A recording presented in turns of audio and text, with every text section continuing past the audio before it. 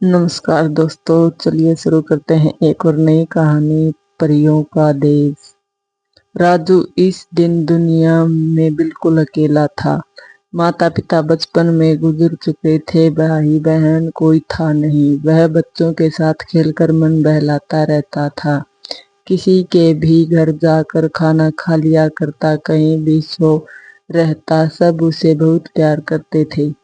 एक दिन वह समुंदर के किनारे उदास बैठा था। बैठे बैठे उसने मन में सोचा, मेरा तो इस दुनिया में कोई नहीं, किसके सहारे जीवन गुजारूं। ऐसा सोचकर उसकी आंखों से टप टप आंसू टपक पड़े। वह आसमान की ओर देखने लगा। तभी वह रोना भूल गया और यह देखकर आश्चर्यचकित रह गया कि एक हाथी आसमान से धरती की ओर आ रहा है। वह हाथी ठीक उसके पास आकर उतरा। उसने राजू से पूछा, राजू तुम रो क्यों रहे थे? राजू बोला, इस दुनिया में कोई नहीं है, माँ भी नहीं, अकेला मैं कैसे जीऊं? हाथी ने कहा, ऐसा नहीं कहते, तुम्हारी माँ परियों के देश की रानी है। तुम्हें रोते देखकर उसने मुझे तुम्हें लाने के लिए भेजा है। क्या तुम मेरे साथ चलोगे? राजू कुछ बोला, चल सकता हूँ, लेकिन पहले तुम यह बताओ कि मुझे वहाँ क्या क्या मिलेगा। हाथी बोला, तुम्हें जो जो चीज चाहिए, खिलौने, मिठाई, टॉफी, सब मिलेगा। तभी राजू ने पूछा, क्या मुझे बड़े बड़े गुब्बारे भी मिलेंगे? हाँ हाँ, हाथी बोला, सब कुछ मिलेगा। फिर राजू बोला, तब तो मैं जरूर चलूंगा, लेकिन कैसे? कैसे चलूंगा? इसकी चिंता मत करो। जब मैं उड़ने लगूं तो तुम मेरी पूंछ पकड़ लेना, फिर मैं उड़कर तुम्हारी माँ के पास ले चलूंगा। ठीक है, राजू बोला। फिर हाथी धीरे धीरे ऊपर उड़ने लगा। राजू ने उसकी पूंछ पकड़ ली। कुछ ही देर में राजू परियों के देश में पहुंच गया। वहां पहुंचकर उसने हाथी से पूछा, कहाँ है मेरी माँ? हाथी बोला, वह सामने ऊंचे सिंहासन पर तुम्हें बाहों में भरने के लिए जो बेचैन दिख रही है, वही तुम्हारी माँ है। राजू छोटे छोटे डग भरते हुआ अपनी माँ की ओर बढ़ा।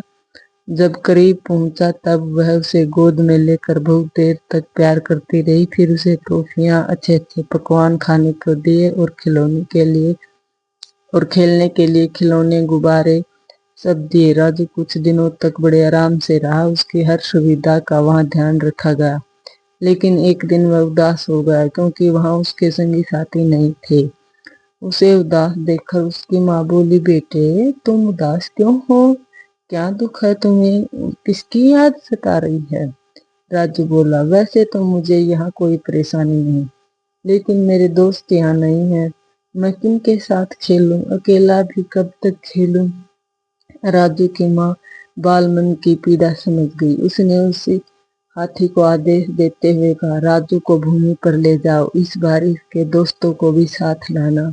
हाथी राजू को लेकर भूमि पर उसी जगह उतरा जहां उससे लेकर गया था। फिर राजू वहीं रह गया और हाथी को भेज दिया और बोला, परसों तुम फिर आना।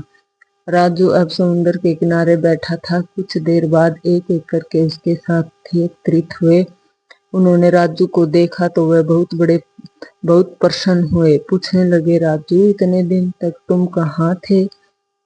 राजू बोला, मैं अपनी माँ के पास परियों के देश गया था। मेरी माँ वहाँ की रानी है। वहाँ बहुत सारी चीजें हैं, अच्छे अच्छे खिलौने, बड़े बड़े गुब्बारे, टॉफियाँ, मिठाई। क्या तुम मेरे साथ चलोगे वहाँ?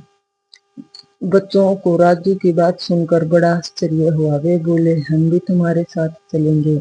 राजू बोला, ठीक है, परसों उड़ने वाला हाथी आएगा, मैंने उसे बुलाया है। जब वह आएगा तो हम सब उसकी पूंछ पकड़ कर परियों के देश जाएंगे। बहुत आनंद आएगा। निश्चित समय पर उड़ने वाला हाथी आया। राजू वे सब बच्चे तैयार थे। राजू ने हाथी की पूंछ पकड़ी। दूसरे बच्चों ने राजू की टांग। इस तरह एक दूसरे की टांग पकड़कर सभी बच्चे हाथी की पूंछ से लटक गए।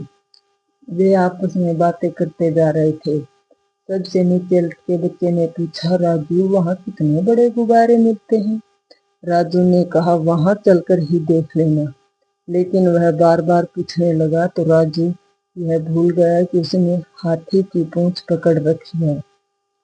उसने जैसे ही अपना हाथ फैलाया तो पूंछ हाथ से छूट गई और सब बच्चे जमीन पर आ गिरे। हाथी ऊपर उड़ता रहा, राजू माँ माँ पुकारता रहा और फिर कभी न वह हाथी लौट कर आया, न ही राजू परियों के देश जा सका। दोस्तों, कितनी अच्छी कहानी है। हम जहाँ रहते हैं वहीं हमारी सबसे अच्छी जिंदगी होती है। हम उदास होते हैं और ना खुश होकर जिस जगह को छोड़कर जाने का मन बनाते हैं, इस तरह से हमारी गलती हो जाती है। जैसे राजू ने किया, पहले वो माँ के पास गया और फिर वहां से भी रूठ गया, फिर वो अपने दोस्तों के पास आया। तो इस तरह से राजू की कहानी थी ये। आपको अच्छी लगी है तो चैनल को सब्सक्राइब करें। नमस्कार।